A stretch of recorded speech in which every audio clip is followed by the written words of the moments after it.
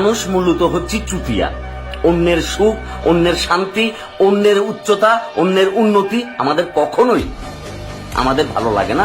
আমরা শান্তি পাই না, আমরা দেখলে এটা অশান্তিতে ভুগি, আমাদের রাতে ঘুম নষ্ট হয়, আমরা কষ্টে থাকি, কারণ ওই মানুষটার জায়গায় আমি যাইতে পারি নাই বলে আমার ভেতরে এই ধরনের একটা অশান্তি। অথচ আমাদের হওয়া উচিত ছিল যে ওই মানুষটা যখন ভালো কিছু করতেছে, ওই মানুষটা যখন ভালো কিছু করার চেষ্টা করতেছে, তখন তাকে আগায় দেওয়া, তখন তার প্রশংসা করা, তখন তার গঠনমূলক সমালোচনা করে, তার ভুলগুলা দেখাই দিয়ে তাকে শুধরানোর ব্যবস্থা করে দিয়ে তাকে হেল্প করা।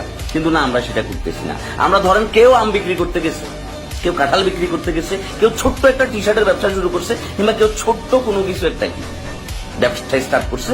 আমাদের কাজ হচ্ছে তখন তার পা টেনে ধরা, যে না তুই সেটা করতে পারবি না, তুই এটা কেন করবি, এটা তো আমি করবো, অথচ আমি চেষ্টা করে আমি করতেই পারতেছি না। মানে আপনি নিজেও করতেছেন না, আপনি অন্য কাউকে করতে দিচ্ছেন না। এই ধরনের মানুষগুলো হচ্ছে চুতিয়া, এই ধরনের মানুষগুলো হচ্ছে ছোট লোক। হিংসা একটি মারাত্মক রোগ, আর যেই রোগে আমার আশেপাশের অনেক মানুষই আক্রান্ত। তাই দোয়া করি তারা যেন খুব তাড়াতাড়ি সুস্থ হয়ে যায়। সবাই স্বার্থপর ভাই।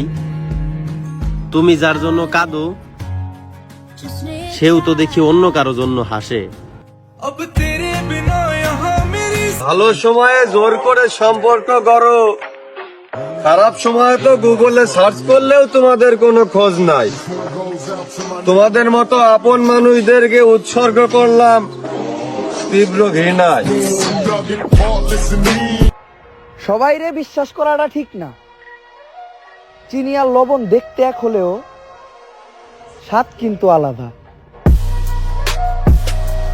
আমাদের আশেপাশে এমন কিছু মানুষ আছে, দেখবেন তারা অন্যের ভালো সংবাদে, অন্যের সুখের সংবাদে, অন্যের কোনো অনুষ্ঠানে বা তাদের কোনো আনন্দে খুশি হতে পারে না, বরং অন্যের আনন্দ দেখলে, খুশি দেখলে তারা কষ্ট পায়। আর এই কষ্টটা তারা কিভাবে প্রকাশ করে? তারা কোনো অনুষ্ঠানে গেলে বা কোনো ভালো কিছু দেখলে, কারো আনন্দ দেখলে তারা একটা নেগেটিভ কমেন্ট ছুড়ে দেয়।